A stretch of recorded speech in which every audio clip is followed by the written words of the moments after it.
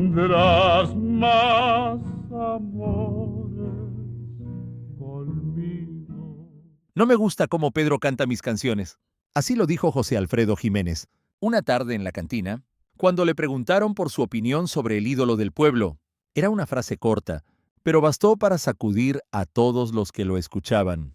¿Cómo podía no gustarle si Pedro Infante era la voz de México, el hombre que llenaba cines y hacía llorar a las madres con cada nota?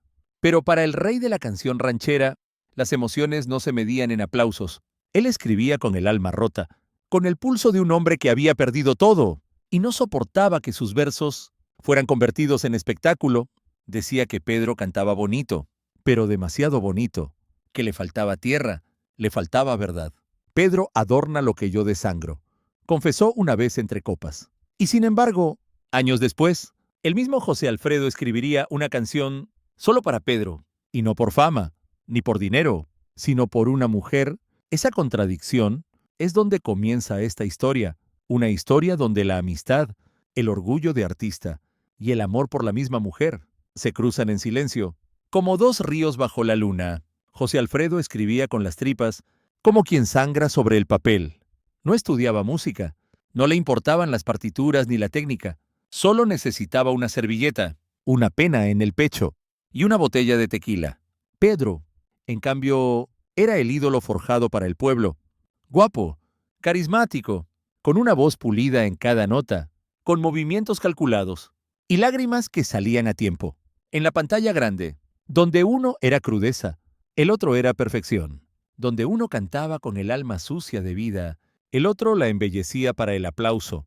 Eran dos extremos, de un mismo amor, la música mexicana. Y por eso, aunque José Alfredo nunca lo decía abiertamente, había en él una mezcla de respeto y recelo. Lo admiraba, sin duda, pero no podía evitar sentir que algo de su dolor se perdía en la voz tan limpia de Pedro, y aún así, el destino los cruzó. Pedro grabó algunas de sus canciones, y aunque pocas, se volvieron eternas. Pero entre esas grabaciones había una tensión sutil, como si cada interpretación fuera también una conversación entre dos hombres que nunca dijeron todo, porque en el fondo, Pedro sabía que el rey no aprobaba del todo, y José Alfredo sabía que Pedro era necesario para que su música volara más allá de la cantina. Había algo sagrado en el acto de escribir para José Alfredo. Nunca componía por encargo, no por soberbia, sino por lealtad a su dolor. Cuando alguien le pedía una canción, su respuesta era casi siempre un silencio, una mirada que decía no es así como funciona. Él necesitaba sentir, necesitaba que la canción lo atravesara como una herida abierta. Por eso muchos artistas lo admiraban, pero también lo temían. No sabían cuándo iba a decir que sí, ni qué parte de su alma les estaba regalando. José Alfredo no vendía letras, entregaba pedazos de vida, y esa reputación lo acompañó durante toda su carrera. Había rechazado proyectos grandes, películas, cantantes de renombre, todo por no forzar la emoción. Hasta que un día, Pedro le hizo una petición, no para él, decía, sino para una mujer, a la que amaba con toda el alma. Al principio, José Alfredo dudó, no le gustaba que lo usaran como mensajero del amor ajeno, pero algo en la voz de Pedro le hizo entender que no se trataba de un capricho. Era una súplica de hombre a hombre, y por única vez, el compositor que nunca escribía por encargo, tomó su pluma para escribir con otra voz en el corazón. Lo que vendría después, nadie lo habría imaginado. Pedro no la amaba en silencio, la adoraba como solo los hombres desesperados lo hacen.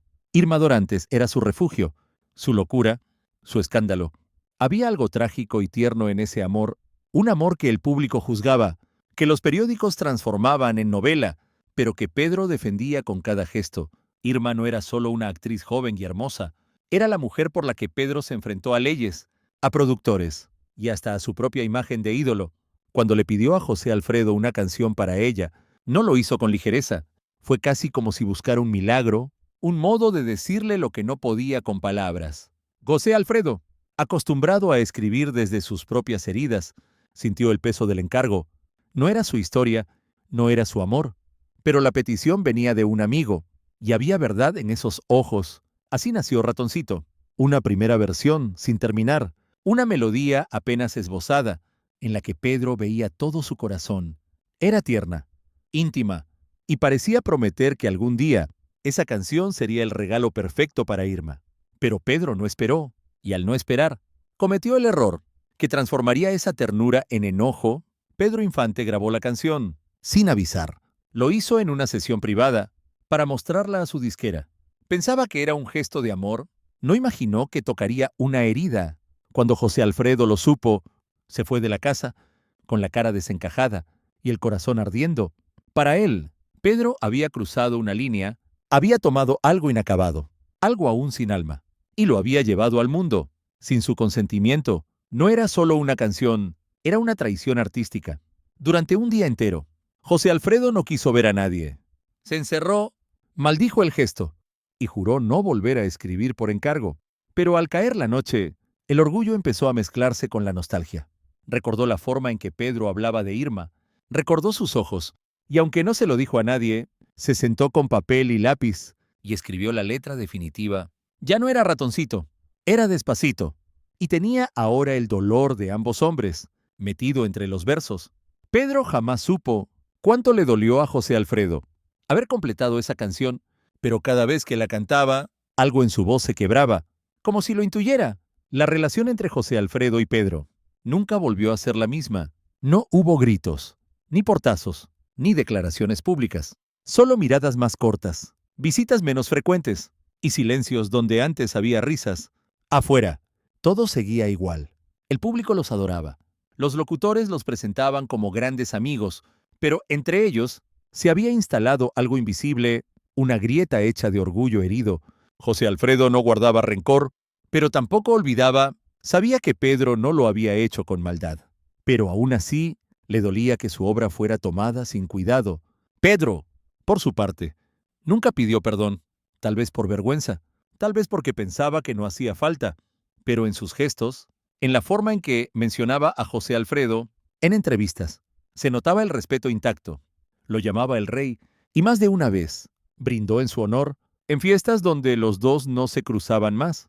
Así pasaron los años, con una amistad suspendida, como una canción que nunca termina, y sin embargo, el destino aún tenía reservado un último encuentro entre esas dos almas tan distintas. Pedro Infante entró al estudio, una mañana cualquiera, sin saber que sería la última vez que cantaría ante un micrófono. Eligió una canción de José Alfredo, una de esas que no necesitaban explicación, solo se cantaban y se dejaban doler. Nadie sabía que esa grabación sería la última, ni el productor, ni los músicos, ni siquiera Pedro. Pero hay algo extraño en cómo suena esa voz, como si supiera, como si, por primera vez, dejara caer la máscara de ídolo y cantara como un hombre solo. La canción no era grandiosa, ni compleja, era sencilla, como todas las que escribía el rey, pero esa versión tiene algo distinto. Un temblor, una pausa al final, una nota que se quiebra, justo donde no debía. Cuando José Alfredo la escuchó, meses después, dijo en voz baja, esa sí era suya, y con eso, como si el orgullo se disolviera en el viento. Levantó su copa y brindó por el hombre que había cantado, lo que él nunca se atrevió a decir. Nunca hablaron del todo, nunca cerraron esa herida, con palabras claras, ni abrazos sinceros, pero no hizo falta, porque el tiempo, ese juez silencioso, se encargó de unirlos, más allá de sus diferencias. Cada vez que suena una ranchera, hay algo de José Alfredo y algo de Pedro, viviendo en ella. Uno escribió con la entraña, el otro cantó con el alma, y entre los dos hicieron que México tuviera una banda sonora para el dolor, la nostalgia, la esperanza. Hoy nadie recuerda cuántas veces discutieron, ni qué canciones causaron malentendidos. Lo que queda es el eco de sus voces cruzadas en la memoria del pueblo. José Alfredo murió siendo el rey.